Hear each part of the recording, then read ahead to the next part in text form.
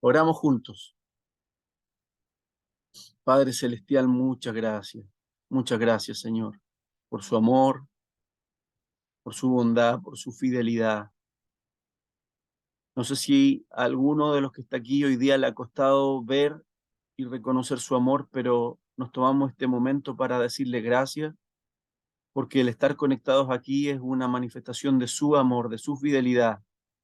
Es un privilegio estudiar, Señor, las cosas de su obra, la palabra, la historia de su iglesia, Señor. Ayúdenos a ser guiados por el Espíritu Santo en este estudio, en estas reflexiones que vamos a llevar a cabo. Deme gracia como profesor, un corazón sensible a usted y ponerme en segundo lugar para que usted sea el primero, el que hable, el que enseñe, el que corrija, el que nos guíe a toda verdad. No solo a mis hermanos que están como estudiantes, sino que también a mí, que también soy un estudiante suyo, Señor. Gracias, Padre, por su amor. Gracias por la vida y todos los recursos que pone a nuestro alcance. Le ofrecemos este tiempo, le ofrecemos esta clase y nuestras vidas en el nombre de Jesús el Señor. Amén.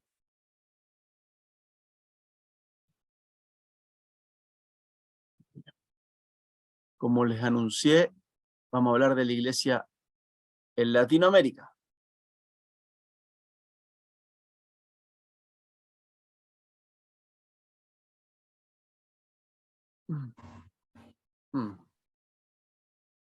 Como un antecedente que... Buenas tardes. Hola, hola, hermana Ana. Supongo que era. Sí, hermana Ana. Muy bien. Recuerden que Colón llegó a América en 1492. Está terminando la Edad Media y está comenzando la época moderna. Colón viene auspiciado por los reyes católicos de España. Con Colón vienen sacerdotes, viene la Iglesia Católica a evangelizar primero a la zona del Caribe, que es donde primero llegan. Las islas del Caribe. A esta zona que está acá. Hace 3 viajes Colón, en cada viaje más sacerdotes y monjes van desembarcando para hacer una labor misionera, y cuando en Europa estalla la Reforma, unos poquitos años después, en 1517, la Iglesia toma una postura a la defensiva, se cierra, no acepta a los reformadores, no acepta sus ideas, los persigue, y estos dominios que están recién empezando a conquistar, esta Centro y Sudamérica, España y Portugal, los van conquistando para la Iglesia Católica también. Sabemos que a los indios los cristianizaban, pero de una manera muy de masas, no de una manera personal, sino que el cura llega con el conquistador español y se impone la religión a los indígenas. Los indígenas tienen que trabajar ahora para los conquistadores, traer la producción de oro si hay, de plata si hay, y también de la producción agrícola, y entregársela a los españoles, a los portugueses, y junto a ese sometimiento económico y político, hay un sometimiento religioso, espiritual. ¿Se acuerdan ustedes cuando la presidenta de la convención, Elisa Loncón, la presidenta mapuche, tuvo algún tipo de expresiones por cuanto veía al cristianismo, no dijo la iglesia evangélica, dijo el cristianismo, como una religión colonizadora? Es en esta explicación que estoy dando, es que viéndolo así como lo ve ella, históricamente, desde el comienzo que llegaron los españoles, llegó como una religión colonizadora, no llegó como una fe evangelizadora, del amor, de la compasión. No había mucha compasión para los indígenas. Hablamos la semana pasada que fueron excepciones los sacerdotes que hicieron un trabajo más humanitario, más de corazón, más de respeto a los indígenas. Pero la mayoría de esos religiosos se aprovechaba de que si el conquistador, llámese en el caso de Chile, Pedro de Valdivia, es el que manda más, tiene el poder de las armas, y él ordena que los indígenas sean cristianizados, se hace masivamente. El cura se va a hacer cargo en cada parroquia, en cada diócesis, de ir haciendo pasar delante de él a cada uno de los indígenas sometidos y le pone un nombre español, para ellos cristiano. Era sinónimo de lo mismo.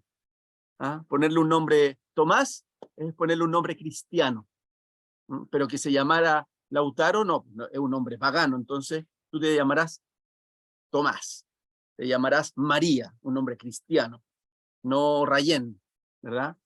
Entonces, si me van captando, desde esa perspectiva, personas que tratan de mantener la cultura indígena, como esa señora Loncón, ven el cristianismo en general, el cristianismo en general, no con etiqueta de denominaciones, el cristianismo como una religión colonizadora. ¿Sí? Hasta aquí entenderíamos que todo Centro y Sudamérica fue cristianizado a la fuerza y para nosotros que somos evangélicos, en realidad no fue tanto cristianizado, sino catolizado. No sé si existe la palabra, pero hecho católico, no cristiano. Yo creo que eso todo lo captamos, lo entendemos así.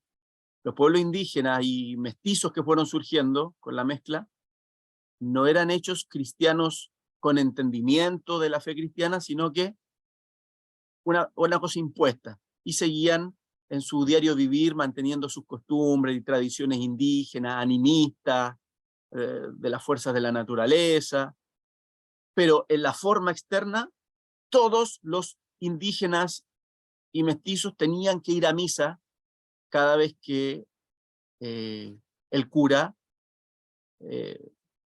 ministraba la misa en las distintas parroquias de esa época. La gente tenía que ir a misa y confesarse también. Confesarse.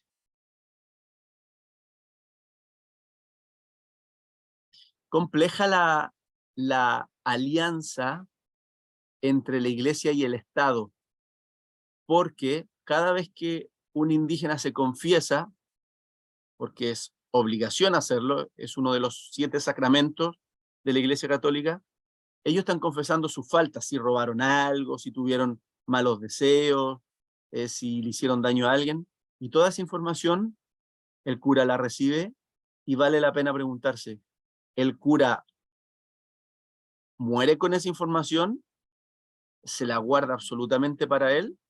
¿O él la usa para informarle al patrón del fondo, al español encomendero, a cargo de esos fondos, de esas tierras muy grandes? Se le informa a ciertos gobernadores políticos de aquella época, y tienen control, por lo tanto, iglesia y Estado tienen el control de la gente. Yo creo que sí, yo creo que sí. Creo que la práctica de la confesión le ha dado mucho poder en la historia a la Iglesia Católica.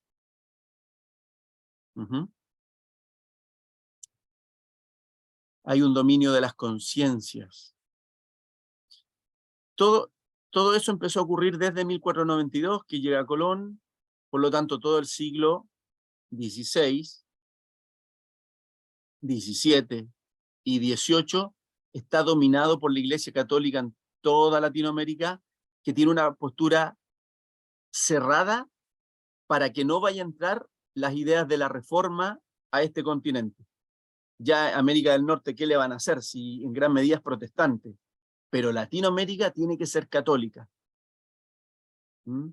Ya que en Europa está la disputa y están creciendo cada vez más los protestantes, en América tiene que mantenerse el dominio católico a toda costa. Por eso que los había monopolio comercial. Los únicos barcos que podían llegar acá eran los barcos españoles. Si llegaba un barco holandés, inglés, entre otros, los consideraban piratas. Justo esos países que son de mayoría protestante, si venía un barco a comerciar, eran vistos como, poco menos como delincuentes de alta mar, ¿ah? Como ladrones que vienen a robar, pero es como que también esos países dicen, bueno, ¿por qué solamente España va a poder mandar sus barcos y nosotros también queremos comerciar? Y algunas comunidades de acá de América ya iban surgiendo los criollos, no sé si se recuerdan quiénes son los criollos, los hijos de españoles nacidos en América, tipo Bernardo Higgins, José Miguel Carrera, los hijos de españoles nacidos en América, dicen, bueno, nosotros queremos comerciar con otros pueblos, no queremos que todo sea desde España, sino que queremos también poder comprar y vender.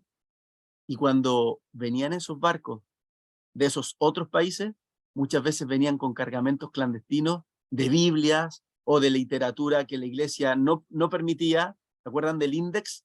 La lista de los libros prohibidos. Entonces llegaban clandestinamente, claro, y quedó el concepto de son corsarios, piratas, son gente mala, sinvergüenza, según los gobernadores españoles, pero eran personas que decían, bueno, ¿por qué nosotros no vamos a poder comerciar con las comunidades que hay en América? Como el libre mercado, ¿por qué no vamos a poder ejercer un libre mercado? Todos pueden comprar y vender, ¿ya? Siglo XVI, XVII, XVIII, es lo que en historia se conoce como la colonia. No solo Chile estuvo en la colonia, toda Latinoamérica vivió un periodo colonial muy largo de a lo menos 3 siglos. ¿Están tomando apunte? Anoten eso. 3 siglos. ¿Cuánto es eso? 300 años. 300 años, donde estaba hablando recién de monopolio comercial, pero también hay un monopolio religioso. Solo España, solo la Iglesia Católica, perdón, puede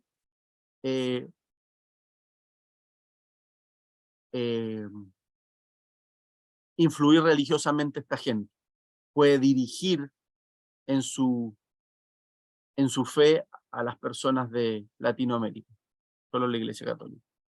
Así todo, pese a la colonia y esa actitud de monopolio que tenían, aquí está el dato de que se hace el primer culto protestante de Latinoamérica entre 1555 al 1567, una colonia hugonote vivió ahí. Uno de los hermanos del curso habló de los hugonotes, parece que fue el hermano Raúl, ¿no? Que fueron perseguidos en Francia, masacrados, y llegó una comunidad hugonote ahí, a la costa de Brasil, ¿verdad? Se nota en el mapa. Ahí. ¿Había sido usted, hermano Raúl, o no? No, fui yo, Manuel. Ah, fue Manuel, de los hugonotes. Así que ahí hay un dato interesante, el primer culto evangélico. Claro, evangélico.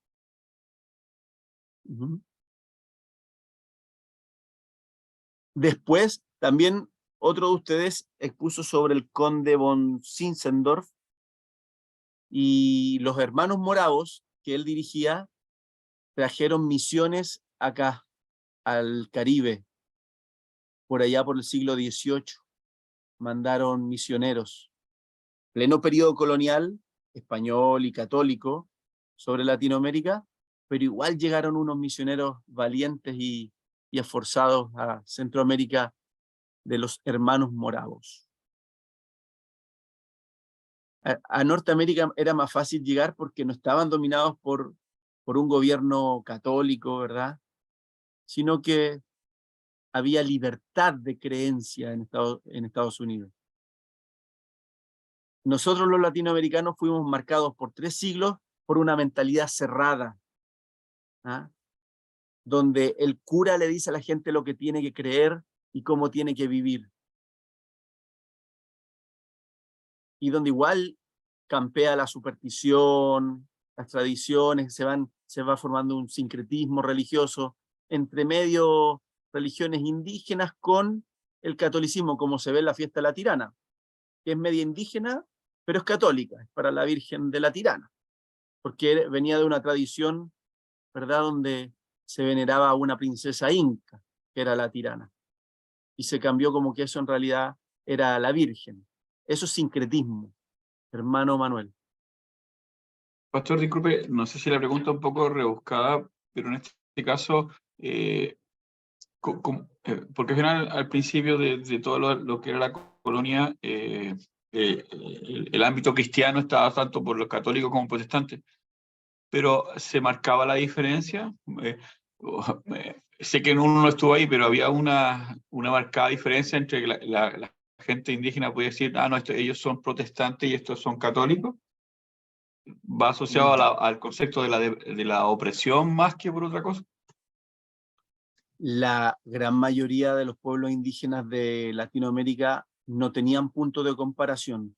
Para ellos, todos estos invasores les imponían una forma de vida, normas políticas, económicas y una religión que no la entendían.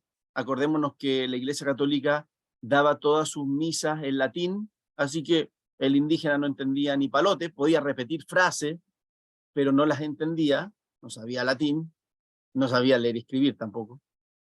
Pero sí podían entender cuando el cura hace las catequesis y explica algunas cosas, pero eso era todo. Y no sé qué tanta catequesis pudieron haber recibido las distintas comunidades indígenas, en algunas partes más, en otras menos, en otras ninguna, pero lo que predominaba de este poder invasor era que el indígena se tenía que someter. Ahora, si estamos hablando que hubo unas comunidades que hicieron trabajo misionero, como los hermanos moravos, en esos lugares, aunque de primera los vean como más de lo mismo, en algún momento los indígenas deben haber, como pasa en cualquier obra misionera, primero pueden tener prejuicios, como dije, verlos como que son más de lo mismo, pero si hacen un buen trabajo misionero, si hay mucho amor, mucha entrega, la gente, aún los indígenas, van a notar la diferencia. Esto es algo distinto. La pregunta es porque igual hasta el día de hoy, de repente hay gente que uno les va a evangelizar como evangélico y tienen esa frase que usted dice, es lo mismo, siempre, es lo mismo, tanto la católica es siempre de lo mismo. Entonces, hasta el día de hoy está esa frase que no, la gente hoy día tampoco sabe un poco diferenciar o como dice usted, a través de este prejuicio, caemos todos en el mismo saco. Cuesta Claro, mucho cuando se enfrentan a esa frase. claro que sí. Sí, sí, a mí también me pasa. A mí me toca ir a atender el hospital militar y normalmente voy con cuello clerical. Entonces, eh, los que me saludan me dicen padre. Bueno, si me saludan es porque hay algún grado de respeto, pero deben pensar que soy católico. Ya cuando hablamos, yo les puedo explicar, no, yo soy pastor, pero yo digo, ¿y cuántos pensarán, como me ven como cura, que el desprestigio que tienen los curas hoy en día y que los ven como pedófilos y cosas así, también me caerá a mí? Algunos me rechazarán, me mirarán con desconfianza, pero bueno, nos toca enfrentar prejuicios muchas veces cuando vamos a una tierra distinta, pero cuando ya la gente nos conoce, si nos conocen, si hay la oportunidad que nos conozcan, no solo nos escuchen, sino que les podamos mostrar el amor del Señor, eso ya no es más de lo mismo. Y debe haber pasado en ese tiempo. Deben haber habido cristianos, como también hubo, ya ustedes lo saben, que hubo católicos, sacerdotes, monjas, que de verdad amaban a la gente y marcaban una diferencia. En los misioneros protestantes o evangélicos también deben haber muchos de ellos marcado la diferencia, pero en el periodo de la colonia, que dijimos que fueron 3 siglos, fue una llegada muy pequeñita. Yo les menciono en esta ocasión 2 casos. Es como nada para todos estos países que se formaron después. Es muy poquito, pero ellos ahí ya marcaron algo, llegaron a a algunos pueblos en esa zona. Se siembra igual la semilla. Si se hace bien, si se hace con amor, el amor de verdad del Señor, se marca la diferencia. Ya.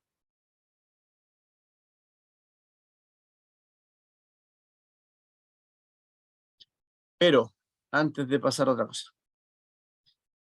Siglo XVI, XVII, XVIII.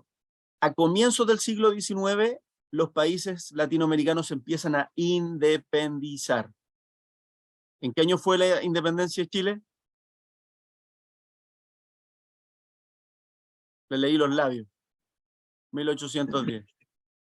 ¿Eh? Sí, pues. Eso es. Sí, Saquín. Muy bien. Comienzos del siglo XIX. Y así, Chile no fue el primero. El primer país de todos los de Latinoamérica fue Haití. Fue el primer país en su independencia. Así fue como un efecto dominó, los distintos países fueron independizándose del país que los dominaba, fuera España, Portugal o Francia en algunos casos por ahí. El caso de Haití fue de Francia, estoy acá, y también era católica. Entonces se van independizando y con eso, con romper esa dominación política y económica, también están rompiendo con la dominación religiosa, obviamente. No dejan de ser países de mayoría católica, todos los nuestros. No dejan de ser de mayoría. Creo que en Chile, con todas las crisis que la Iglesia Católica ha pasado, creo que siguen siendo la religión mayoritaria. Así que,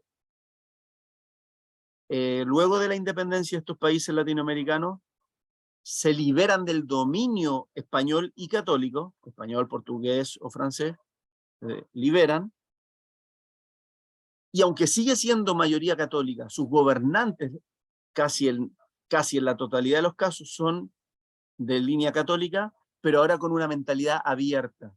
Vamos a permitir que lleguen otras creencias, les vamos a ir procurando dar un espacio de libertad de culto, vamos a tener relaciones internacionales con distintos países, independientes de la religión que tengan. José Miguel Carrera, el prócer de la independencia de Chile, fue a estudiar a Estados Unidos, país protestante, y se hizo muy amigo de un hermano presbiteriano que se llamaba Joel Robert Poinsett, y lo trajo como embajador de Estados Unidos en Chile. Antes de la independencia eso no se podía. No podían haber embajadas de otros países. Pero como se independiza Chile, trae este protestante evangélico, amigo de él, que fíjense que diseñó el primer escudo nacional. No sé si se acuerdan, pero salen dos indígenas y al medio sale un pilar con un mundo arriba y un indígena hombre y una mujer a cada lado. Y tiene un lema que dice, después de las tinieblas la luz. Lo dice en latín. Después de las tinieblas la luz. Ese escudo lo diseñó Joel Robert Poinsett. Y también redactó el primer reglamento constitucional. Él. Y miren la trampita que hizo, pero una buena trampa. Puso en el famoso artículo 6, que habla del tema religioso, la religión oficial de Chile será la católica y apostólica. Hasta ahí. No le puso romana. Porque en el fondo, nosotros, todos los cristianos, somos católicos y apostólicos. ¿Se acuerdan qué significa católico? Universal. Sí, universal. Nuestra fe es universal. Y venimos, esta fe viene de los apóstoles, es una fe apostólica. Pero no somos romanos. Solo la ICAR es la Iglesia Católica Apostólica Romana. Por lo tanto, hizo esta trampita para que en la ley hubiera cabida para que existiera en Chile otras confesiones religiosas. Pero a los curas no se les pasó por alto y se dieron cuenta y se opusieron a ese primer ensayo constitucional. Lo rechazaron. ¿Ah? Después O'Higgins también trajo a un amigo. O'Higgins había estudiado en Inglaterra, otro país protestante, siendo que, igual que el anterior, Carrera también era católico, pero católicos, dije, de mentalidad abierta. Así que O'Higgins estudió allá. Se dice que en el tiempo que estudió allá se enamoró de una chica que también era protestante. Pero ¿qué pasó? Cuando O'Higgins ya está gobernando en Chile como director supremo, manda a traer a Diego Thompson. Diego Thompson es el promotor de un sistema de educación que se llama lancasteriano, así que para fomentar la educación lo trajo a él, pero O'Higgins sabía que Thompson, como evangélico, era un colportor de la sociedad bíblica, es decir, un promotor de la Biblia para la sociedad bíblica, británica en este caso, y difundía en su trabajo de educación la Biblia como texto de estudio. Y cuando el clero, la Iglesia Católica, toma conciencia de esta estrategia, pone el grito en el cielo, le hacen la guerra, siendo que el Parlamento chileno ya le había aprobado a Diego Thompson la ciudadanía chilena por gracia. Cuando alguien hace obras muy beneficiosas para el país, aunque sea extranjero, lo honran regalándole la ciudadanía del país. Y eso hicieron con Diego Thompson, uno de los primeros en recibir la ciudadanía por gracia. Pero la oposición católica fue tan fuerte que él se tuvo que ir de Chile y se fue a Perú y a otras partes de Latinoamérica. Entonces, con estos ejemplos, quiero expresar que con la independencia a comienzos del siglo XIX, se abre espacio para las creencias cristianas no católicas. Se abre espacio. También la masonería entra muy fuerte, se dice que O'Higgins era masón, y la masonería está a favor de leyes más liberales, más de libertad para todos. Y los masones son muy opuestos a la Iglesia Católica. ¿Ah? Son muy, ¿cómo decir? Son acérrimos, no sé si decir enemigos, pero la combaten en ese dominio que tenían los católicos. Hermano David, por favor, adelante. Importante lo que usted aclara, pastora, porque la masonería generalmente, o por lo menos yo la entendía con la gente, ¿cómo poder decirlo para no comprometernos aquí, pero de derecha, de empresarios que manejan los recursos de los países y están a favor de lo que más o menos la línea cristiana católica. Pero usted dice que es todo lo contrario. Claro. En cuanto a que sean de derecha, son como de todo el espectro político, independientes, ya no son necesariamente de un sector político. Es bien amplio. En cuanto a que sean católicos, no, ahí es todo lo contrario. Son como opositores al dominio católico. Así es. Si seguimos en el siglo XIX, llegó a Chile David Trumbull, vale la pena averiguar de él. Un apóstol del Evangelio en Chile, vivía en Valparaíso, era un misionero congregacionalista, después pasó a la iglesia presbiteriana. Hizo muchas cosas en ese siglo.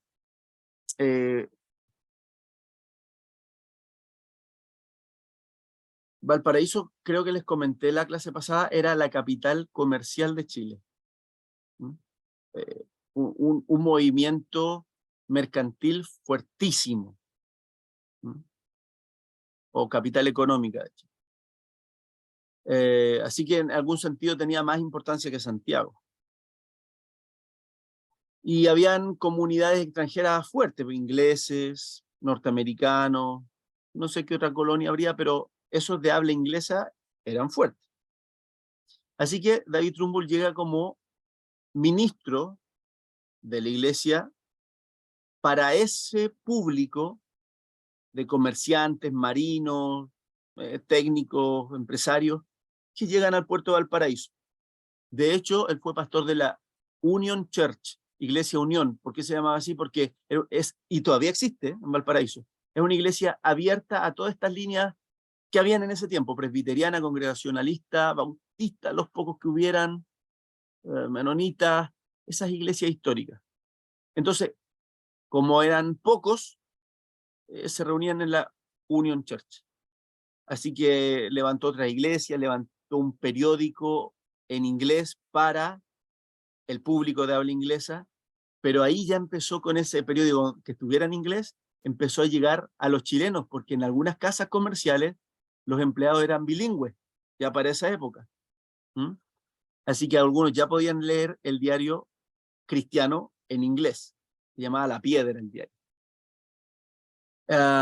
Fundó la Sociedad Bíblica en Valparaíso, preparó al primer pastor chileno. El primero, ¿saben quién fue? José Manuel Ibáñez Guzmán, primer pastor chileno. Y él mismo lo instruyó teológicamente y ya en un momento dado lo mandó a Estados Unidos para completar su estudio. Llegado acá, lo ungen pastor y muere tristemente a los 36 años. He visitado su tumba varias veces en el cementerio general, en el patio de los disidentes. Tenían que ser enterrados aparte. Si alguno de ustedes ha ido. Y la tumba dice que esta comunidad cristiana deplora la muerte de este servidor del Evangelio. ¿Por qué deplora? Porque no fue una muerte natural. No pudieron saber por qué se enfermó de repente. Era un hombre joven, menos de 40 años. Pero ¿por qué de repente se enfermó? Pero de alguna forma esos hermanos y la viuda dejaban ver que tenían sus serias, y yo también lo creo firmemente, sospechas de que haya sido envenenado. Así murió José Manuel Ibáñez Guzmán, el primer pastor, se dice chileno y latinoamericano. O sea, no era extranjero, era un nativo de acá. Trumbull siguió su trabajo y lo más potente es que desarrolló una campaña política para cambiar las leyes. ¿En qué consistían? ¿Qué quería cambiar? Aunque Chile ya era un país independiente, como la religión oficial siguió siendo la católica apostólica romana, ¿no? La constitución quedó hecha así, 1833. La Iglesia Católica tenía demasiada injerencia, demasiado control de todos los aspectos de la vida. Y el pastor Trumbull, David Trumbull, lo que hace es empezar a dar una lucha política y por los medios de comunicación, por el diario El Mercurio Valparaíso, escribiendo a las distintas autoridades, conociendo gente que tuviera esa línea de pensamiento, que las leyes se cambiaran, de que la Iglesia Católica ya no tuviera el control de los nacimientos, matrimonios y defunciones. No existía registro civil. Todos esos datos se llevaban en las parroquias, en los archivos parroquiales. Por lo tanto, si usted era evangélico y se quería casar, no podía casarse. Legalmente no se podía casar, porque la Iglesia Católica no lo iba a aguantar. Ni siquiera porque solo a los evangélicos, si fuera judío, si fuera ateo incluso. No, yo no tengo ninguna religión, no creo en Dios. La Iglesia Católica no te casaba. Entonces, todas las relaciones, en ese caso de nuestros hermanos, eran consideradas como concubinato. La estrategia que hacían los cristianos, si podían estar allá en Valparaíso, en algún puerto, tomar un barco, que el barco avanzara a aguas internacionales, se casaban arriba del barco con un ministro evangélico, muchas veces extranjero, y volvían a tierra firme. Estamos casados, como que nos fuimos a casar a otro país, cuando se casaron en el Océano Pacífico, pero en alta mar, ¿no? Era una estrategia para por lo menos tener papeles legales, Pero si no tenía esas posibilidades, estabas ¿cómo se dice? Conviviendo. Lo otro que es súper dramático, que si morías y no eras católico, no te enterraban en los cementerios. Ustedes deben ya haber escuchado que el Cerro Santa Lucía, antes que lo viniera a arreglar Benjamín Vicuña Maquena, que era un peladero, que en gran parte era usado como basural municipal, ahí se tenían que ir a dejar los cuerpos de nuestros hermanos en la fe de aquel tiempo, al basural. Y si vivías en la costa, te tenían que envolver el cuerpo y tirar a las rompientes de las olas, ¿ah? A los roqueríos. Allá tenían que ir a tirar porque ningún cementerio te recibía porque todo estaba controlado por la iglesia. Bernardo Higgins poco menos que obligó a que en el cementerio general, que él mismo entiendo que lo creó, se creara el patio de los disidentes que le hablé hace un ratito. Es decir, en un rincón del cementerio levantar un gran muro grueso, como de 2 metros de ancho, imagínense, súper exagerado, como si los muertos se fueran a cambiar de un lado para otro. Entonces, un muro grueso de 2 metros para que tras ese muro enterraran a los protestantes, musulmanes, judíos, ateos, incluso a los suicidas. Pero O'Higgins lo abrió con un sentido, como digo, de amplitud de criterio, de humanidad, de que es lo mínimo que corresponde. Pero el concepto católico, como esto es un camposanto, no se puede contaminar con estos herejes que estén en el camposanto.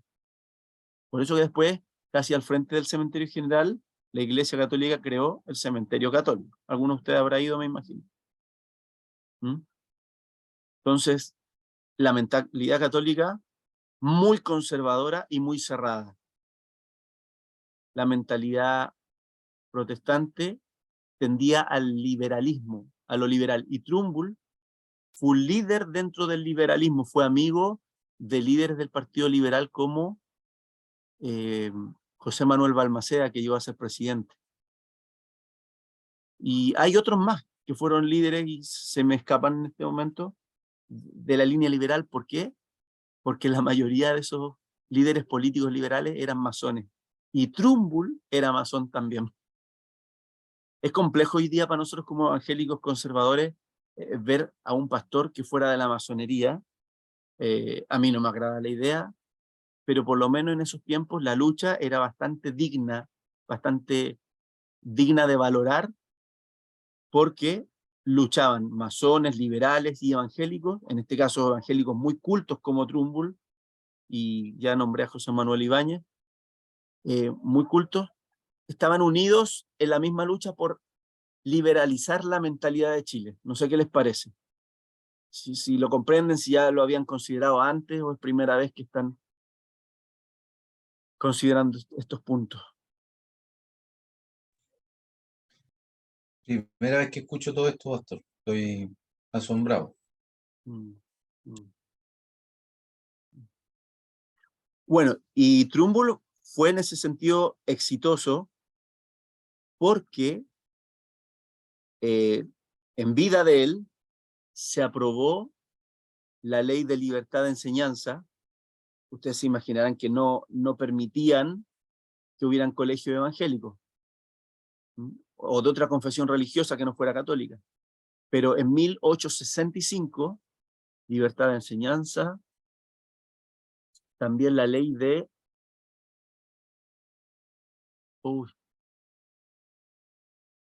Bueno, vino la ley de cementerios laicos, o sea, no van a estar controlados por la iglesia, cementerios laicos, ley de registro civil en 1883, y la otra que se me olvidó de 1865 era la flexibilización del artículo 6, que siguió manteniendo que la religión oficial iba a ser católica, apostólica y romana, pero no con exclusión de otras confesiones, sino que con libertad también para otras confesiones. Esas 4 leyes, flexibilización de la ley, libertad de enseñanza, registro civil y cementerios laicos, 4, en un periodo de menos de 20 años, se lograron aprobar gracias a la alianza liberal, masónica y evangélica. unieron fuerzas y triunfaron. Había una ley más, una quinta ley, que era la meta de ese sector triple, que era la separación de iglesia y Estado. Y cuando José Manuel Balmaceda logró ser presidente de Chile en 1876, José Manuel Balmaceda tenía como objetivo principal lograr la separación de iglesia y Estado. Era un liberal de tomo y lomo. Pero se le levantó la guerra civil, que estalló en 1881. No, perdón, me equivoqué en los años. Él comenzó a gobernar en 1886 y gobernó hasta 1891. Me había desfasado. Hasta 1891. Estaba en su último año de gobierno y estalla la guerra civil, donde los sectores conservadores, acérrimos católicos, se levantan contra él y de su sector liberal y de gobierno, lo van dejando cada vez más solo. El sector que se levantó para rebelarse contra el presidente logró primero tener convencida a la Marina. Siempre se ha dicho que la Marina es la más pechoña de todas las fuerzas armadas. Más que el ejército, más que la Fuerza Aérea, es la Marina la más tradicionalista católica. Bueno, lograron convencer primero a la Marina, que se sublevó y empezó a hacer como un golpe de Estado, pero se le sumó luego, no había Fuerza Aérea en ese tiempo, se le sumó una gran parte del ejército. Por lo tanto, el ejército quedó dividido. Otra parte del ejército se mantuvo leal al presidente. El parlamento en su mayoría estaba contra el presidente, eran más sectores conservadores. En esos tiempos no había muchos partidos políticos, estaba el conservador y el liberal. Así que ustedes se imaginarán cómo estaban las fuerzas.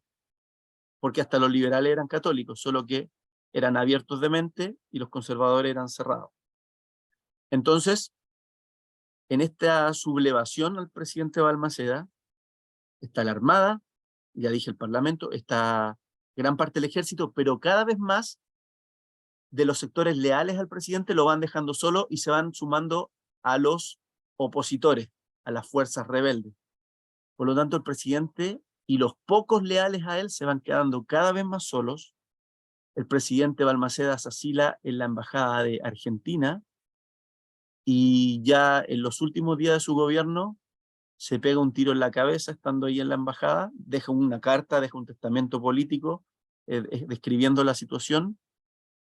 Se dice que estaba también en una aguda depresión, pero con esta triste historia también logro expresar de que no logró llevar adelante la separación de Iglesia y Estado.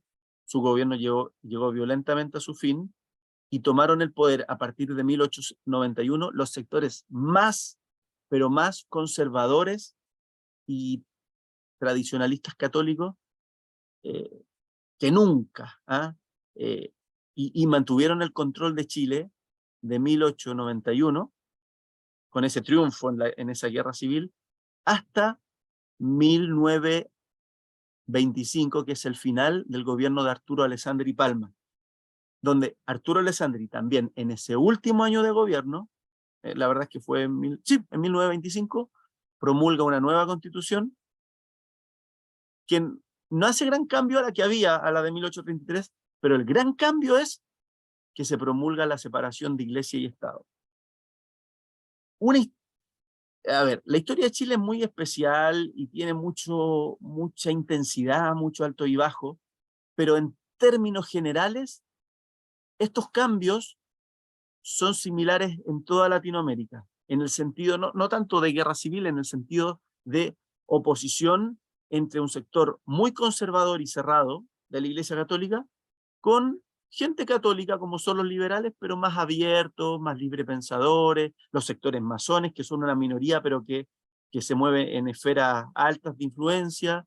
Entonces, estas cosas, y en la lucha por la separación de Iglesia y Estado, es decir, liberarse del dominio católico, es común en toda Latinoamérica, se logra en esa época, ya a comienzos del siglo XX, pero yo les pregunto a ustedes como evangélicos, que nacieron todos ustedes en el siglo XX.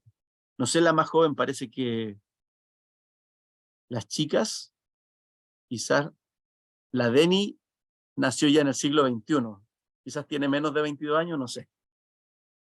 No sé, Saquín, no sé, podría ser. Pero se supone que hemos nacido todos en el siglo XX, siglo pasado. Ahí una me respondió, a ver. Ah, Saquín tiene un poquito más, 27. Saquín también, siendo tan joven, nació en el siglo pasado. Así que yo les pregunto a ustedes, que nacieron en el siglo XX, ¿les parece que el cambio de constitución en 1925, que separó la Iglesia del Estado, fue un cambio efectivo? Efectivamente, la Iglesia Católica pasó a segundo plano, a un nivel más de igualdad con los demás credos, y gozamos de un cambio en la práctica. Le voy a dar la oportunidad a Esteban, si nos quiere comentar algo.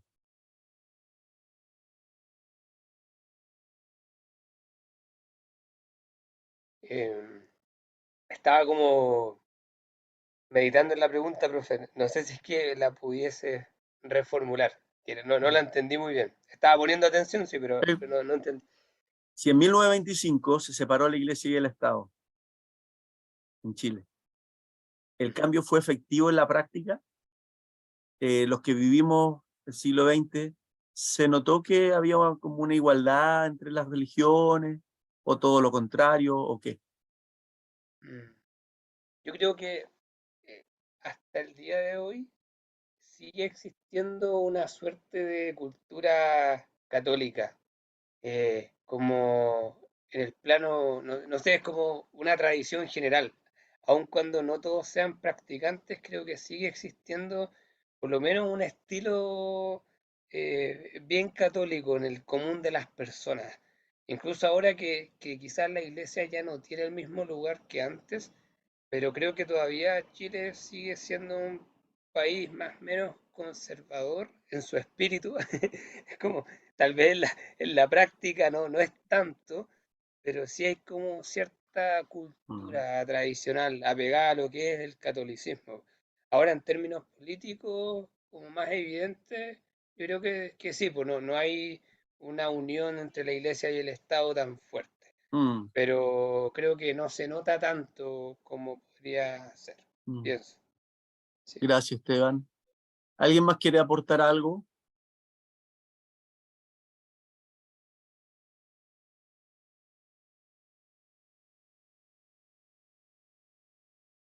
Sería como preguntar si los evangélicos sufrimos discriminación en el siglo XX.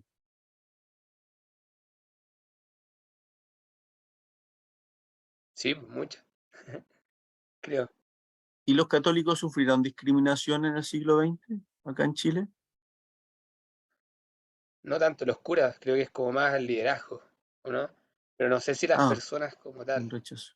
Claro, un rechazo ahora al final del siglo, Claro, los claro. escándalos, pero claro, el católico, por ser católico, No. difícil, no,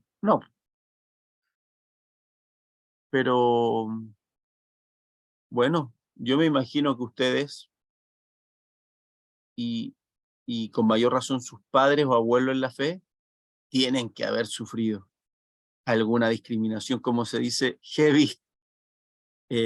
Hay historias personales, familiares o eclesiásticas muy duras, que nos tocó vivir. Saquín, por favor.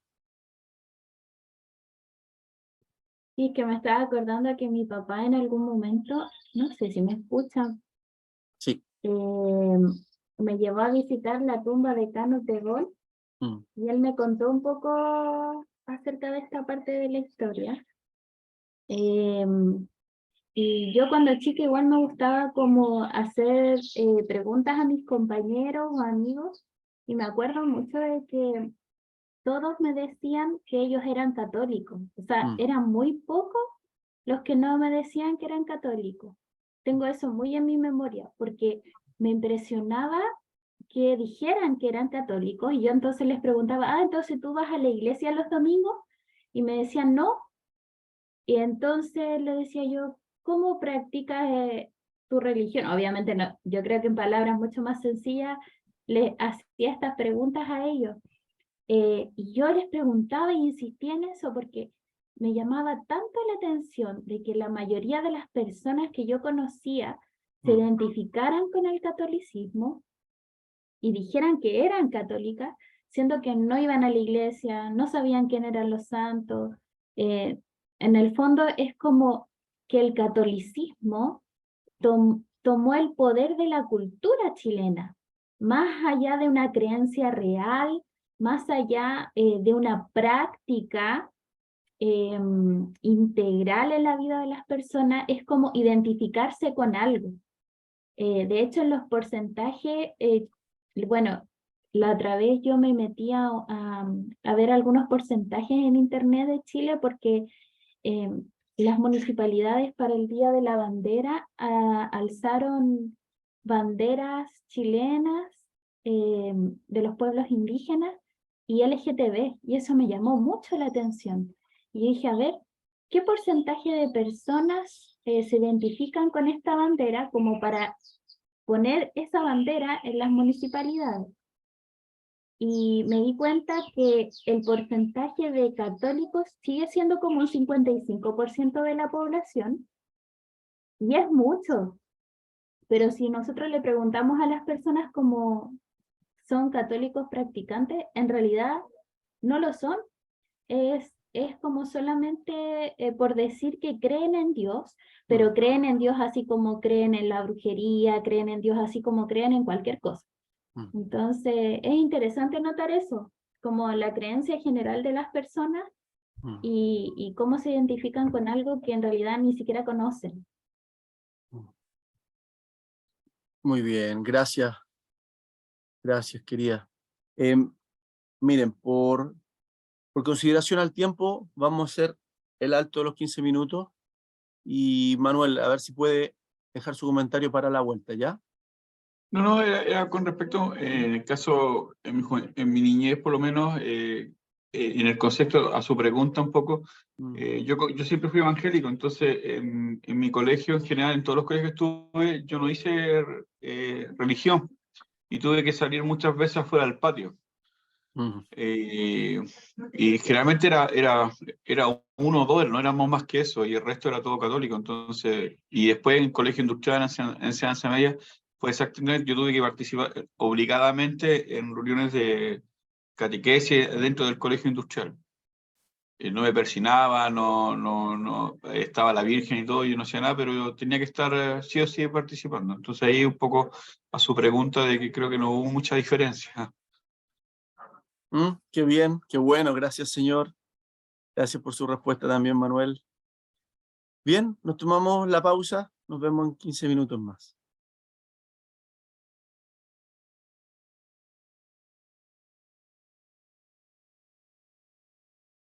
Ahora sí. Chequeo la asistencia, creo que solamente faltaron 2 hoy día. Entonces, Ana, ¿por qué no está Ana? David sí está. Denny, Esteban, Félix, Gustavo no está. Manuel, sí, ahí está.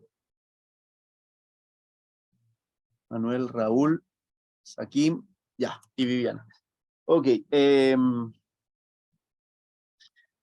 A ver, es importante esta reflexión acerca de la discriminación. Efectivamente, no podemos ocultar el sol con un dedo. La fe evangélica ha sido una fe discriminada en Latinoamérica por este predominio católico.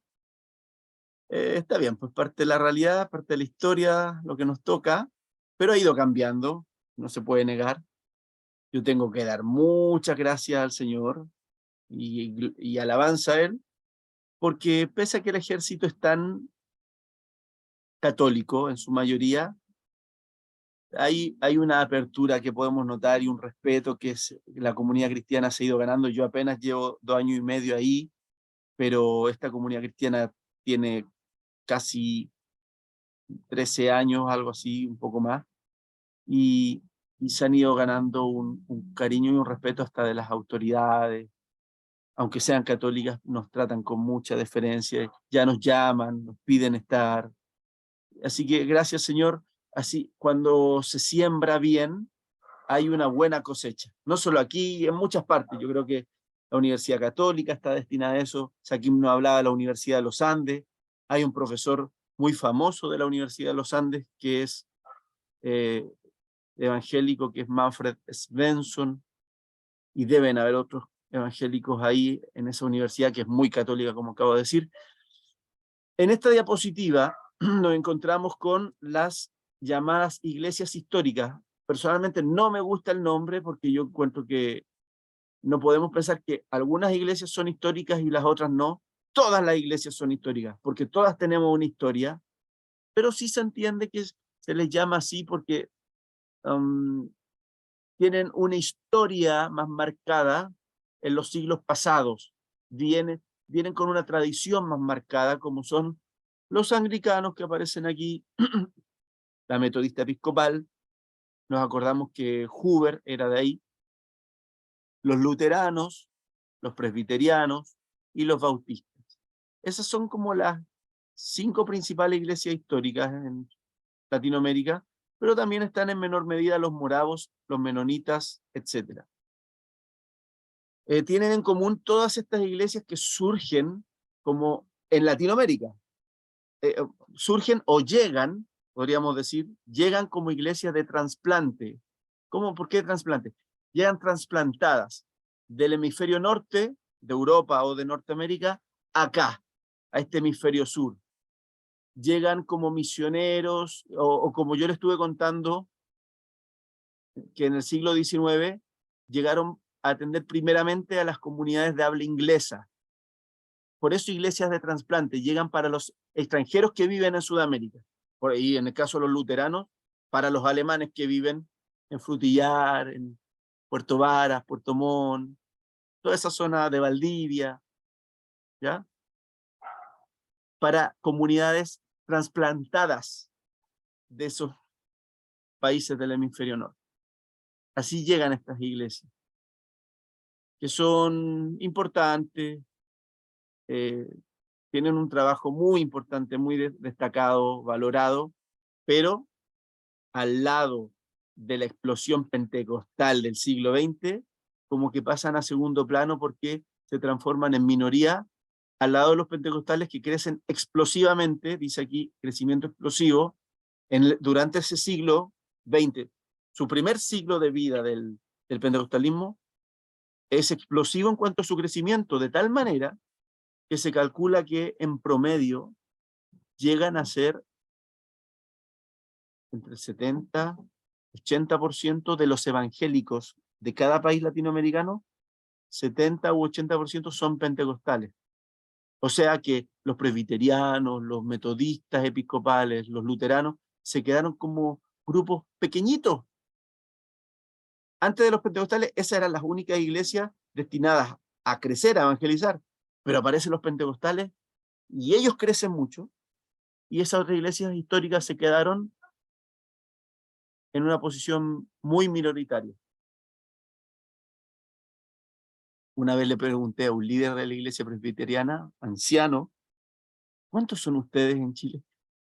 Y su respuesta fue muy folclórica, me dijo, somos un pichincho de gente, somos como 800 personas, imagínense, 800 personas. Súper poco.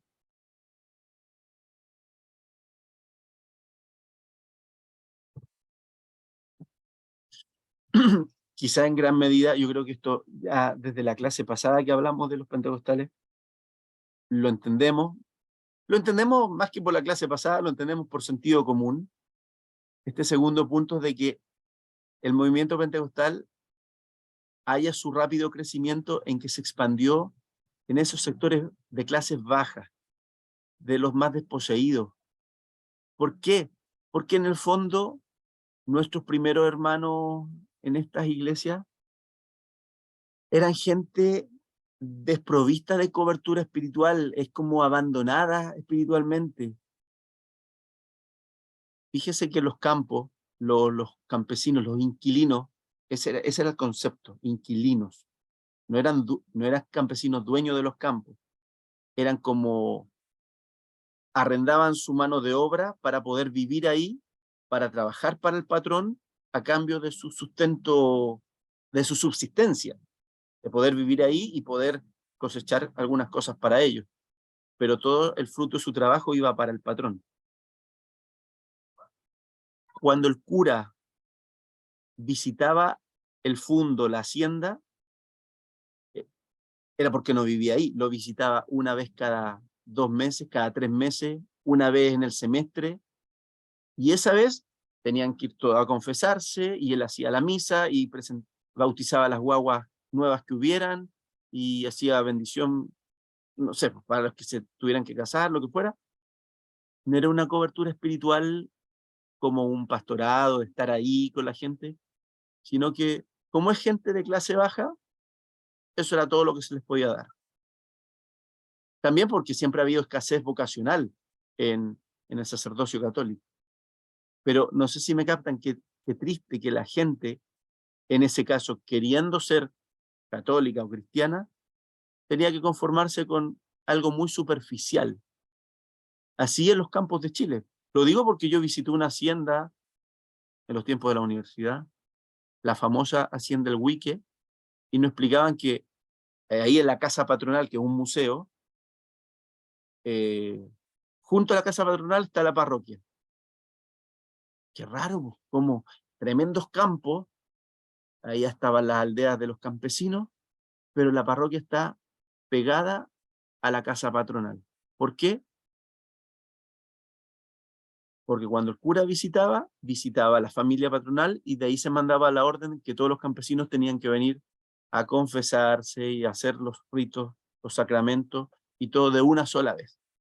También una vez que me tocó en un viaje misionero visitar una isla, pero desconocida en Chiloé, que se llama Chaulinec, nos explicaban que también había una parroquia, pero no había misa todos los días, salvo cuando el cura viniera una vez cada 2 meses. Pero ahí en esa isla, perdida del archipiélago, había una familia misionera, una isla que uno la cruzaba a pie. Yo creo que vivían menos de 200 personas, poca gente.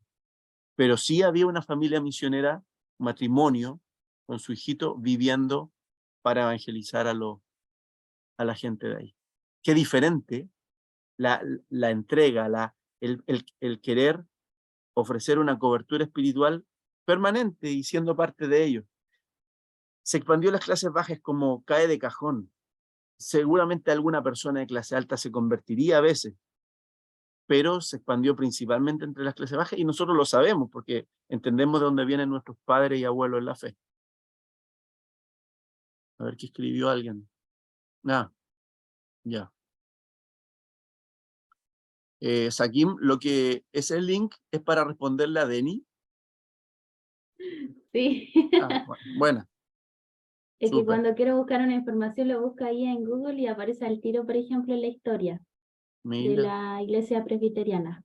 mira, bien. Algo más que decir de esto de los pentecostales, que una vez un líder del Consejo Mundial de Iglesias le preguntó a un líder pentecostal chileno: ¿cómo lo hacen ustedes para crecer tanto entre el pueblo?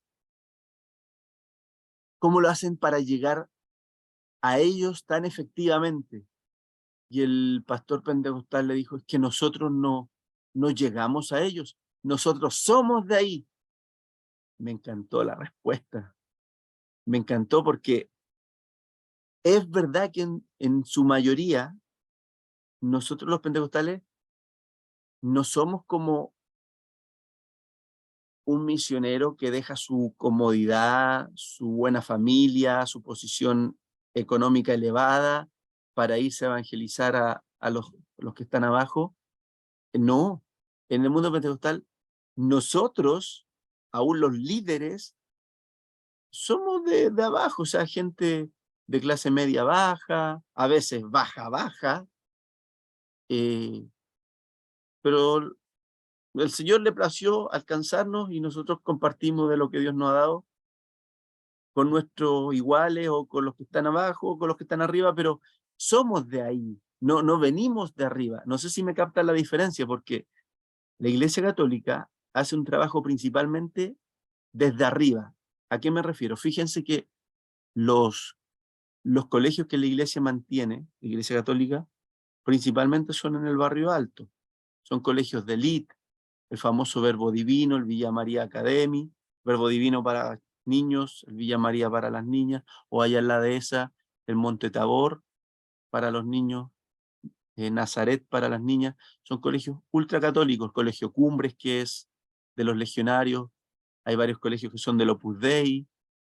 Entonces, colegios de élite para mantener una influencia sobre esos jóvenes que se están formando, que después van a ser empresarios, jefe del ejército, políticos, gente de influencia. Y así también las universidades. Ya, está bien. Pero se aseguran con ese trabajo una influencia de arriba hacia abajo. Por lo tanto, cuando un joven católico decide, sí, me voy a hacer sacerdote y voy a ir a evangelizar a donde sea, a un pueblo remoto, es como que está haciendo la transición de dejar lo suyo y de ir de arriba hacia abajo. Está bien, no es que esté mal.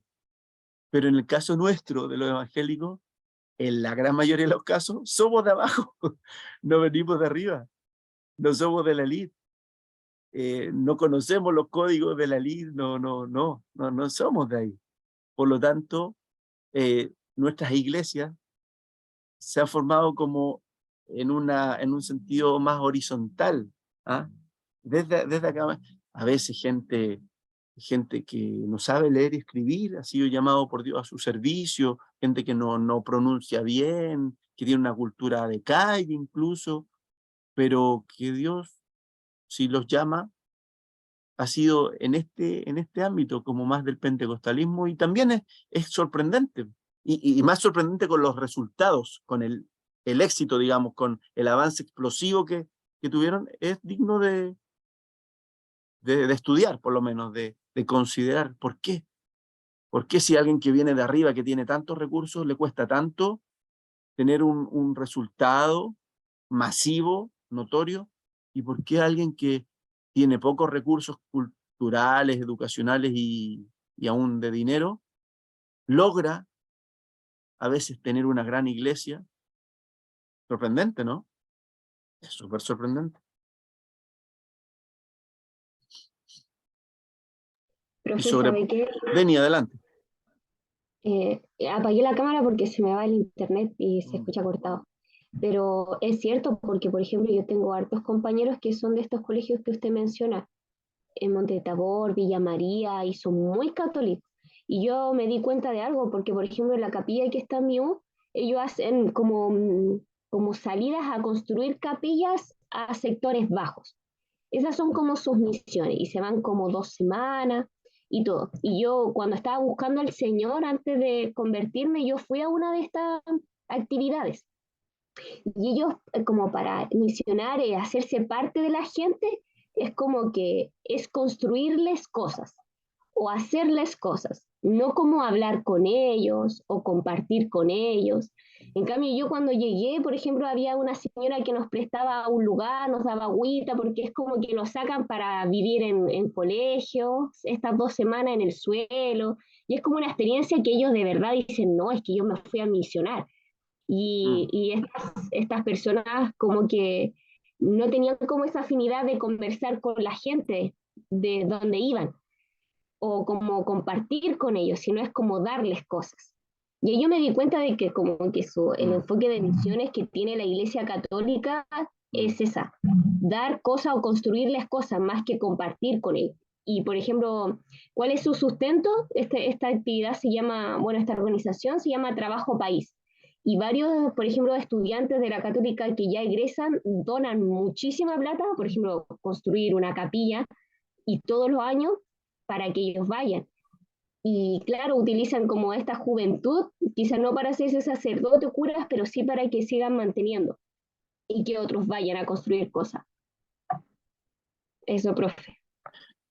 Muchas gracias por tu comentario, por tu experiencia que nos compartes. Interesante, nos hace pensar. Claro, por nosotros puede ser que ayudemos.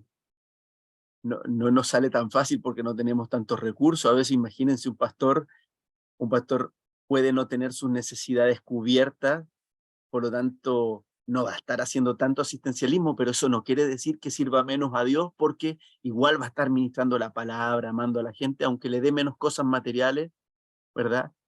Por lo tanto, el trabajo y el efecto bastante exitoso que ha tenido el pentecostalismo en el siglo XX no fue en base a los recursos, que recursos se mueven, y el pentecostal ha ido progresando en el tiempo. Ahora es normal que, como tú, Denis, muchos sean universitarios, y no, a veces no se quedan solo con la carrera universitaria, sacan posgrado. Está bien, hermoso, pero estamos haciendo entonces esa reflexión que en el siglo XX el pentecostalismo no creció en base al asistencialismo. Yo desde acá vengo a ayudarte para que tengas una vida mejor. Es como, soy parte de ustedes mismos. Entonces, como que crecemos juntos, pero sí te comparto de lo que tengo, del evangelio, de la fe, del amor del Señor, pero no se basó, claramente no se basó en los recursos. Las iglesias históricas que vimos antes, esas iglesias históricas, como tenían financiamiento de afuera, acordémonos que a Hoover le cortaron el financiamiento cuando se salió de la metodista episcopal, pero los dólares siempre han cundido más en nuestros países latinoamericanos que lo que cunden incluso en Estados Unidos. La moneda extranjera tiene más efecto, vale más, por lo tanto, no es difícil que con dinero enviado desde el hemisferio norte, estas iglesias históricas sí levantaron colegios, hospitales. Una vez me decía el pastor Juan Berli, oye, ¿tú sabías que la clínica alemana eh, eh, fue fundada por la iglesia luterana? No, pero me imagino, pues si son alemanes, la comunidad es la misma. Y qué bueno. Ahora, que yo sepa, la clínica alemana no hace tanto un trabajo social, porque más bien es una clínica carísima para la gente que puede pagar, ¿verdad?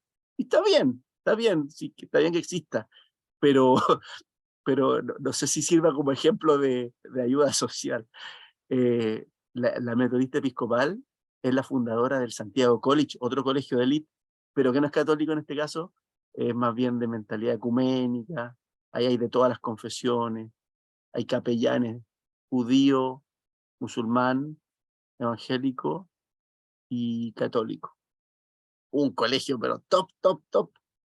Pero, bueno, ok, ya no funciona como un colegio de la iglesia metodista, ya se independizaron hace rato, pero por muchos años el Santiago College y otros más, el Iquique College y otros más que tenían, eran parte de la iglesia metodista. Y así también los anglicanos, con sus recursos, aunque fueran iglesias no tan grandes en gente, mantenían cierta obra social, asistencialista en algunos casos, orfanatos, hospitales, no sé, distintas cosas. Está bien, si están los recursos, más encima llegan de afuera, está bien, hay que hacerlo. Pero el pentecostalismo no tenía de dónde. Si, acuérdense, la esposa de Hoover, preferimos comer pan duro con los hermanos chilenos que tener que renunciar a este mover que el Señor nos ha dado. Entonces se cortaron los recursos. Por lo tanto, al pastor Hoover ya no lo mantenían los dólares norteamericanos, sino que la gente tenía que aprender a sustentar a su pastor, y seguramente no era con el mismo nivel que lo hacía Estados Unidos.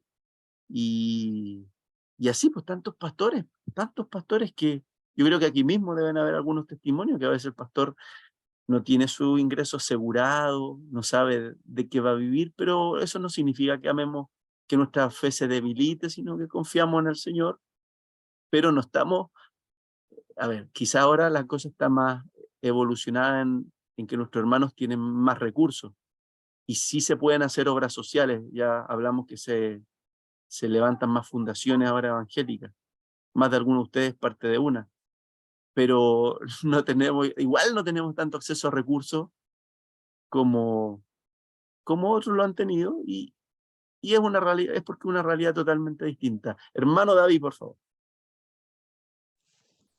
Pastor, no será respecto a lo que usted en algún momento por ahí de este tema pregunta respecto a cómo es tan explosivo el pentecostalismo versus las otras iglesias, el tema de la entrega genuina respecto a los recursos poco que se tenía, porque el evangélico pobre antes lo poco que tenía lo compartía.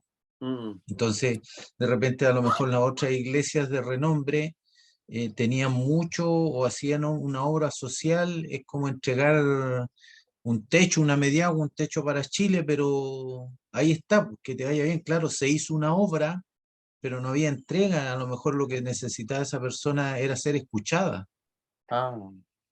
Entonces, de repente los recursos, no sé cómo explicar, cómo dar a entender lo que tengo aquí, era que se llegaba con el recurso, pero era algo frío. El tener hacía a las personas frías, que eso es una constante de las personas. No digo que todos son iguales, que la fórmula es igual para todos, no, hay excepciones. Pero muchas veces los recursos producen frialdad en el corazón del hombre, que se puede entregar hasta por un cargo de conciencia, para quitar mi conciencia, pero no me doy el tiempo. O me están hablando y estoy desinteresadamente escuchando, como que termine luego de desahogarse para irme porque tengo cosas que hacer.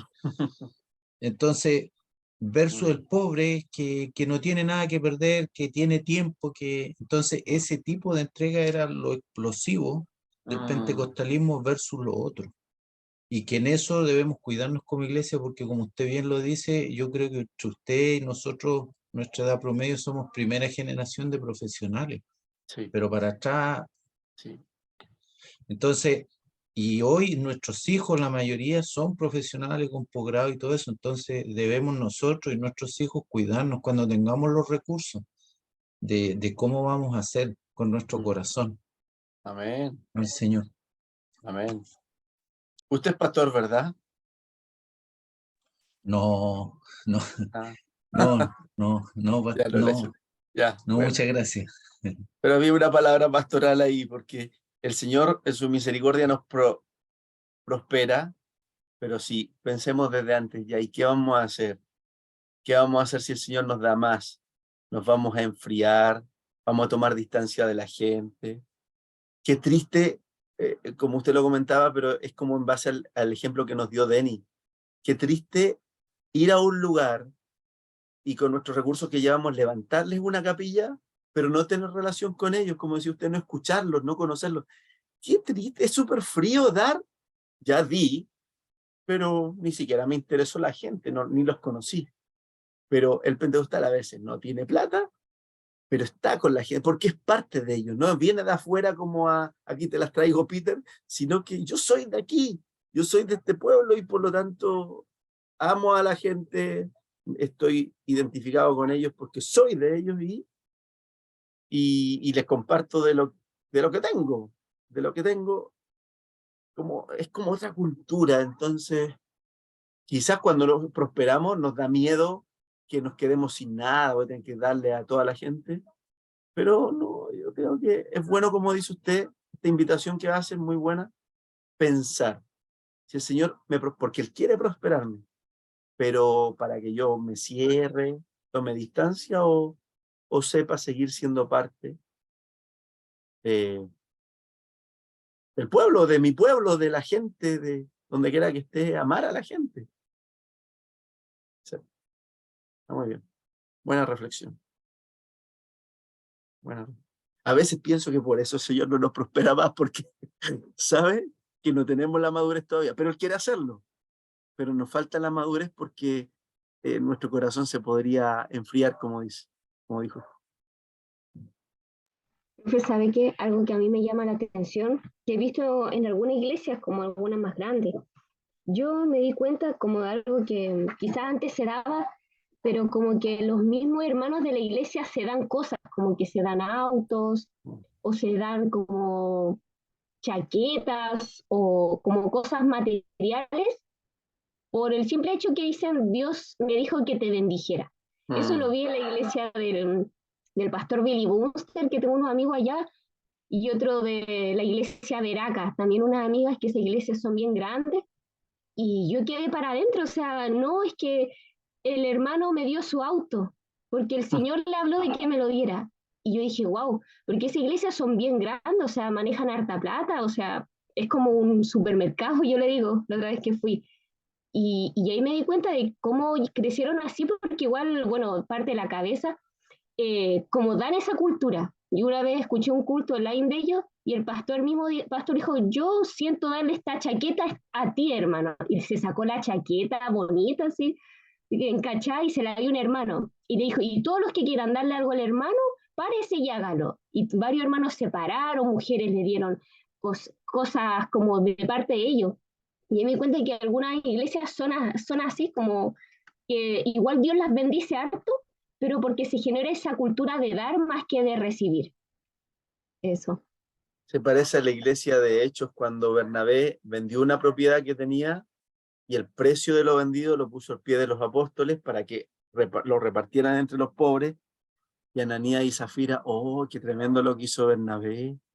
Hagámoslo también con la propiedad que tenemos de más, pero no dieron el total, sino que era para impresionar nomás, pero mintieron. Si hubieran reconocido, aquí traemos un porcentaje de lo que vendimos, no, dijeron que era todo el precio de la heredad, ¿te acuerdas? Pero el gesto, la actitud de Bernabé, y que además dicen hechos que, y no había pobres, no habían necesitado entre ellos porque eran cubiertas, se parece a lo que nos estás contando, Denis, a ese espíritu, y como dice la Hakim, yo anhelo ser parte de esa iglesia, o sea, más que ir a ese lugar, que anhelo que se manifieste, ¿verdad? Ese espíritu entre todos nosotros los cristianos y no tan individualista. Perdón, Félix primero levantó la mano. Sí, yo quería comentar lo que hablaba Denis. Por lo menos conocemos un pastor en Venezuela que hace como 7 años, la situación está difícil allá como todos saben. Él reunió como 2 años comprarse un auto y fue algo como que Dios le puso el sentir, mira, tienes que bendecir a X personas. Y él con esa lucha con Dios, él le decía, pero si duré 2 años reuniendo para comprarme el auto, ¿cómo tú me vas a decir que le regale el auto a otra persona? Y fue así como un mes durando con esa pelea con Dios, hasta que se dio y se lo entregó al hermano que Dios le puso en su corazón que se lo tenía que entregar.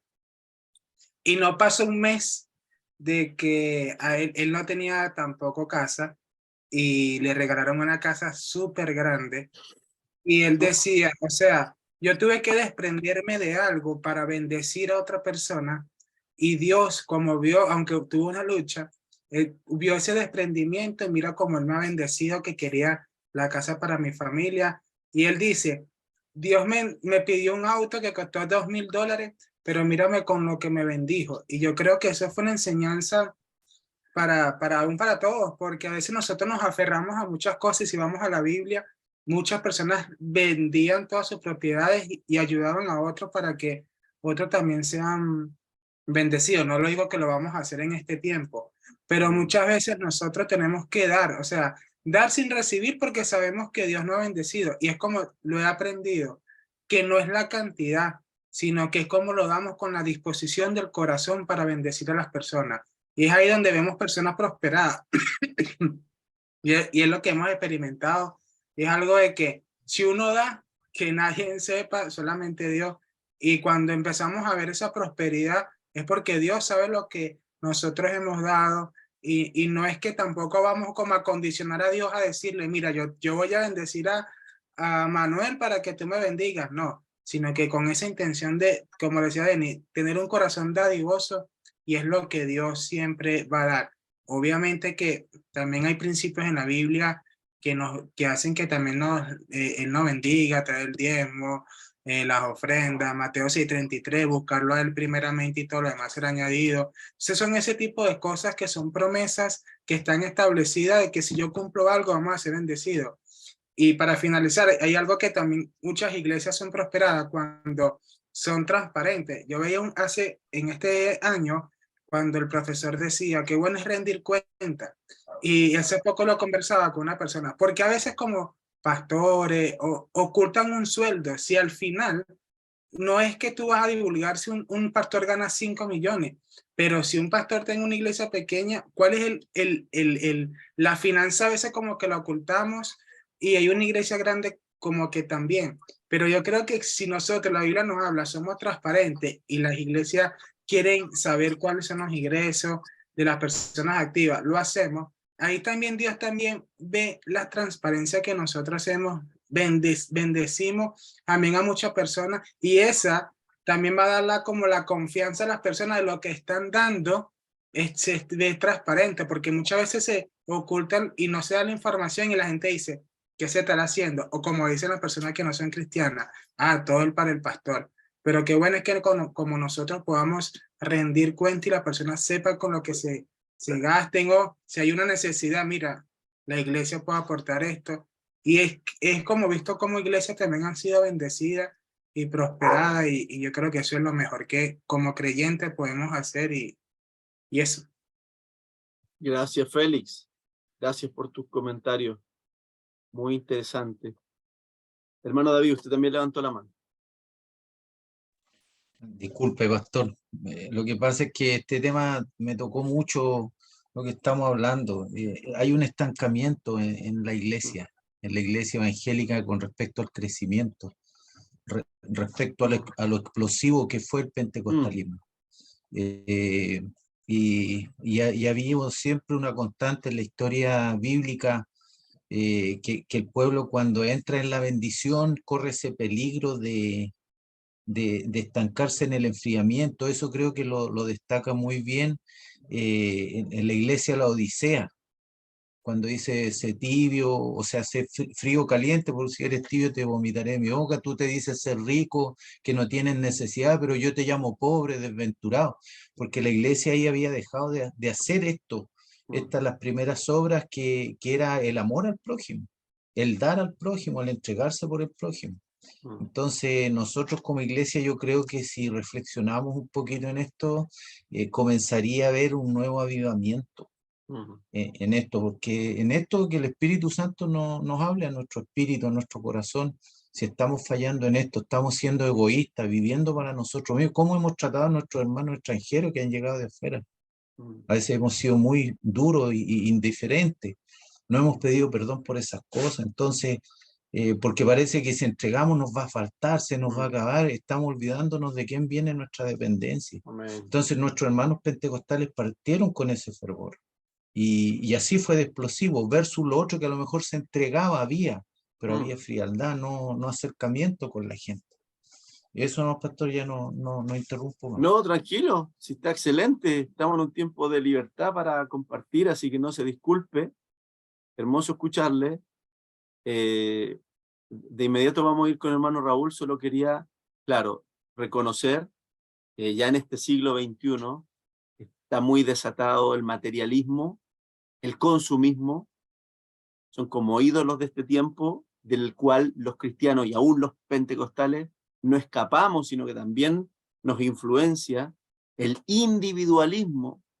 Por lo tanto, quiero más y quiero consumir más, y todos para mí. Está claro que nuestros antecesores pentecostales no tenían esa mentalidad porque el materialismo, el consumismo no era una vida más sencilla y lo poco se valoraba y se compartía. Pero como ha ido progresando la sociedad, nos hemos ido poniendo más individualistas o, como dijo usted, más egoístas. Y me hace recordar una frase del grupo Yalov que dice: preferimos engordar que compartir. Mi esposa la canta y también le impacta esa frase, porque en una sola frase es tan potente. La canción se llama Todo es vanidad. Así que una vez más se lo recomiendo porque te hace reflexionar en cómo estamos viviendo y dice que la vanidad nos enceguece.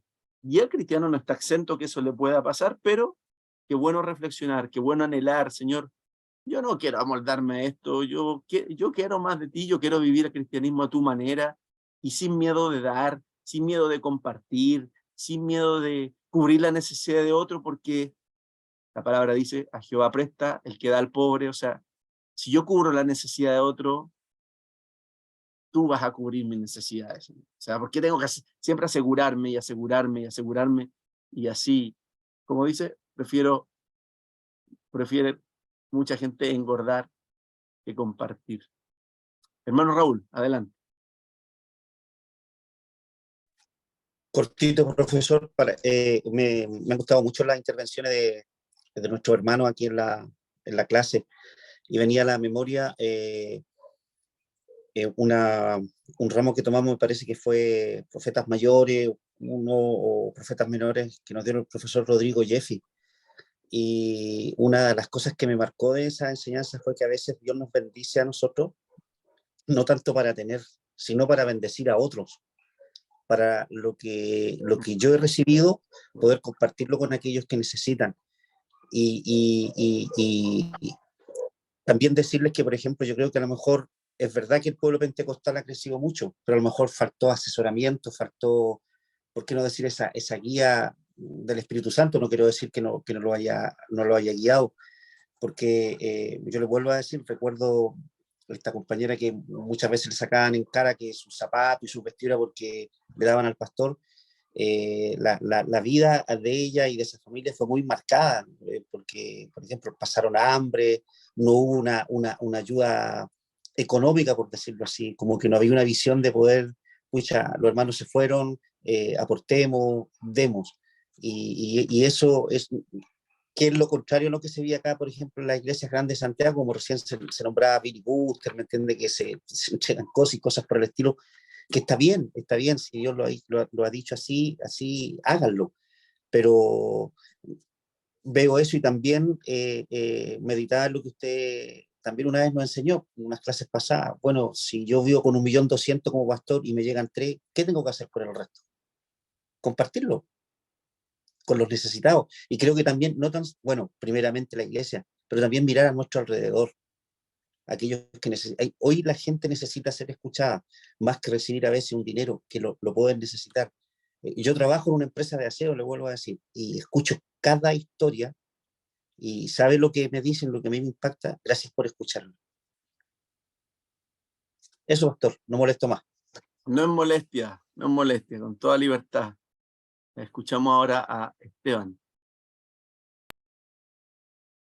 Sí, es que estaba reflexionando acerca como de esa cultura católica instaurada en Chile, y me llama la atención la gran cantidad de adherentes todavía al catolicismo, o que tiende a ser una cultura bien predominante en Latinoamérica, y me llama la atención como tratar de entender los motivos, por qué sigue siendo tan predominante.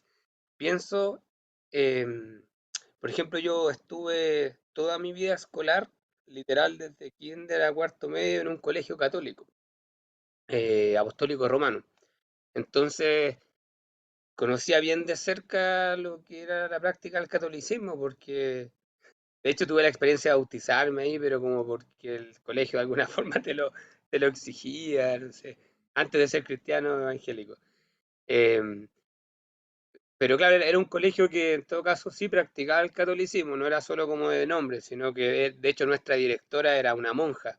Em, y habían algunas monjitas también ahí dentro del colegio que vivían en el lugar, teníamos la capilla, y todos antes de iniciar la clase se hacía como un tiempo de reflexión, de rezo, etcétera. Entonces, em, conozco de alguna forma la práctica constante y entre amigos católicos y otras personas. En algún momento tuve la oportunidad de visitar una iglesia católica gregoriana allá en Las Condes, que era un monasterio. Pero siempre me daba cuenta como que tradicionalmente o ese tipo de iglesias no suele ser tan desafiante en la fe.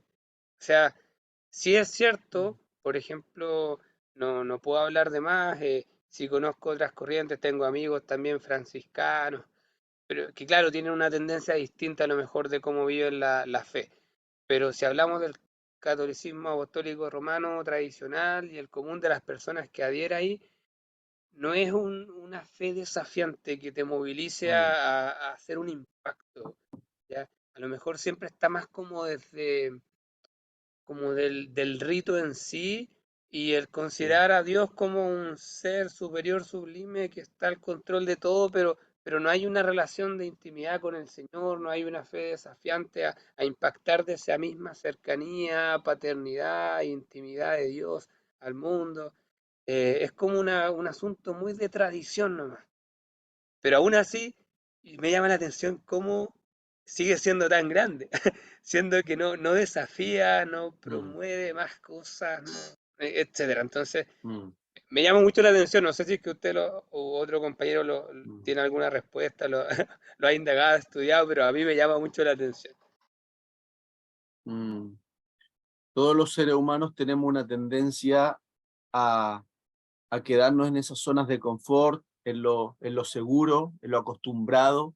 Se dice que el ser humano es un animal de costumbre, entonces en esto, en lo espiritual, también tendemos a quedarnos en eso, a que acostumbramos y nos da seguridad. La tradición. Sakim, ¿qué quieres decir tú?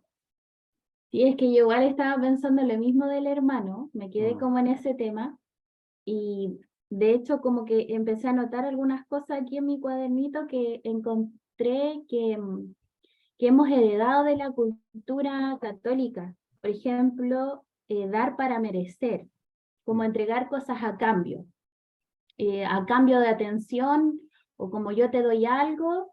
En nuestras relaciones incluso, como chilenos hemos heredado eso, como que tenemos que darle algo a los demás para que nos tomen en cuenta. Y por otro lado también ese sentido como de victimización, que nos tienen que dar algo, como que me deben algo. Yo no puedo desarrollarme como por las mías, porque me deben dar algo para yo poder como salir de mi zona de estancamiento, por así decirlo. Eso me llama la atención porque incluso los jóvenes, bueno, yo también soy joven, lo veo mucho como en personas de mi misma edad, como que no sé, por dar un ejemplo, el gobierno nos debe educación, nos debe garantías, o sea, si es que estamos así como estamos, es porque no nos dieron lo suficiente. Otra cosa que también anoté es que pareciera que las personas que tienen dinero, mayor poder adquisitivo, como que están en un nivel mayor, como que las miramos siempre hacia arriba, incluso moral y éticamente, como que están en una categoría que a nosotros nos hace sentir inferiores. Y eso también lo veía en la Iglesia Católica medieval, como que las personas por su poder adquisitivo elevaban, tenían como puestos más altos, podían escalar a rangos mucho más altos de poder. Eso igual nos pasa hoy en día en nuestra cultura chilena, igual que tenemos una confesión espiritual como que tenemos una falsa espiritualidad, como que nuestra relación espiritual es muy superficial, al igual que sucede con la Iglesia Católica. Y eso hace que tengamos una mente dividida, como que lo espiritual está en un rango diferente a todo lo que hago en mi vida cotidiana.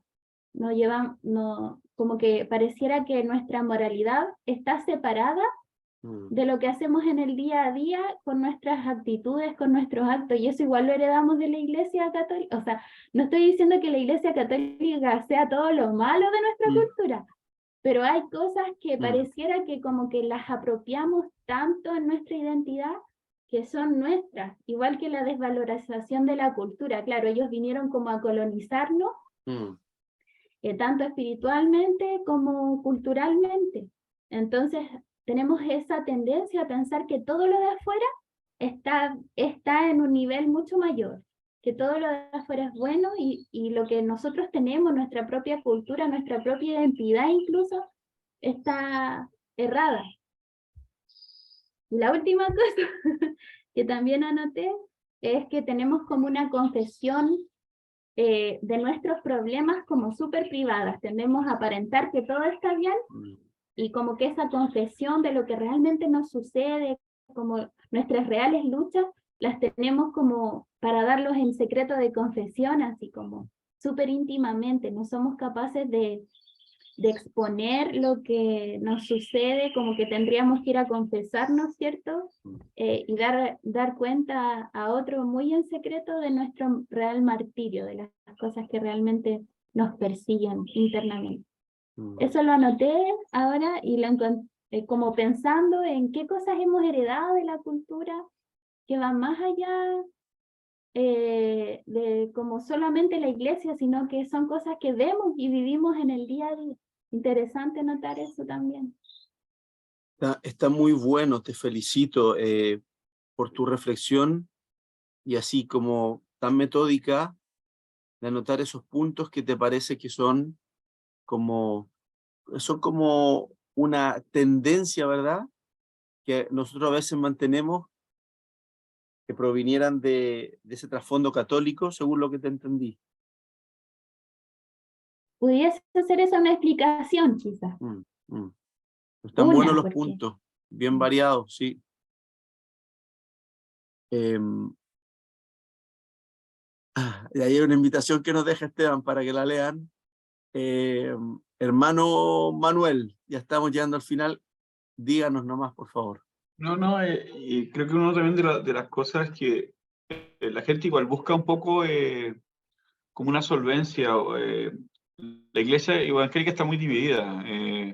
Eso igual creo que nos juega muy en contra. A mí, por lo menos en lo personal, yo vivo en Puente Alto, viajo mucho para La Pintana, trabajo en muchos lugares así un poco complicados, y de repente en una misma cuadra, 3, 4 iglesias. 3, 4 iglesias en una misma cuadra, ¿no? Y le estoy dando una cuadra muy, muy pequeña. Entonces, creo que una de las cosas también que afecta mucho hoy a este estancamiento, a este un poco con respecto a la iglesia evangélica, es que hoy día no... sí, hoy día hay muchos pastores aún antiguos que están entrando en esta a través de la comuna, asociaciones como evangélicas, hoy día se están juntando con otras denominaciones, y lo veo súper positivo, que antes nunca lo había visto. Pero hoy día tengo pastores antiguos que están haciendo eso en la Florida hay, en Puente Alto hay, en comunas en el campo también, que antiguamente no era así. Pero sí creo que uno nos juega un poco en contra de esto del concepto de que por lo menos los católicos en sí tienen como una identidad propia, algo que lo une en general. En cambio la iglesia evangélica no. Generalmente siempre nos preguntan cuando gente llega, ¿qué tipo de evangélicos somos? Entonces eso ya un poco nos juega en contra. Eso, solo eso. También, interesante punto, es un desafío que también tenemos de vencer el divisionismo, la desconfianza, la competencia entre nosotros, para que se desarrolle un sentido de cuerpo, para que mostremos el amor de Cristo también entre nosotros, no solo al que voy a alcanzar, sino que también para nosotros mismos. Cultura de honra, sí, también, honrarnos unos a otros, no hablar mal del otro ministerio, sino que, bueno, reconozcamos lo bueno y lo malo. Si puedo, la Biblia me enseña que se lo diga a la persona, pero no puedo andar murmurando, tengo que saber valorar. Sí, cultura de honra está bien, buen aporte. A ver qué más escribieron aquí. Sal de tu comodidad, de George Berber.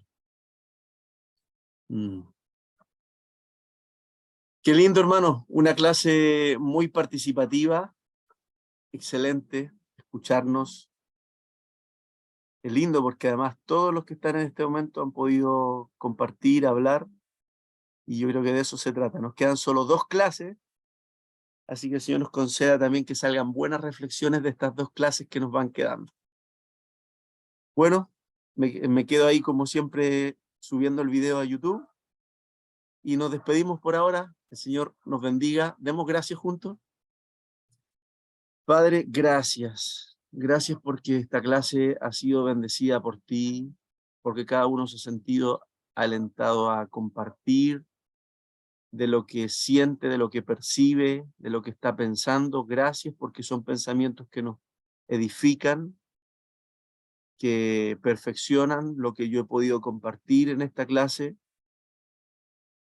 Gracias, Señor, porque somos parte de un pueblo muy variado, pero que somos parte los unos de los otros, Señor, y queremos desarrollar todos estos buenos conceptos que aquí se han hablado, como esta cultura de honra, esta cultura generosa, desprendida, de unidad, de valoración, que se reaviven los principios de tu reino en nosotros, Señor, para que los vivamos cada día, donde quiera que estemos.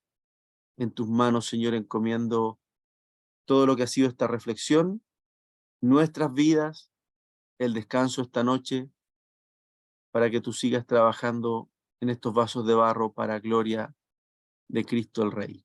Lo pedimos creyendo, le damos las gracias. Amén. Ya pues, nos despedimos. Bendiciones. Buenas noches. Bendiciones, gracias. Chao. Gracias por la Bendiciones. clase. Chao, compañeros. Chao, chao. Bendiciones, gracias a todos. Chao, chao.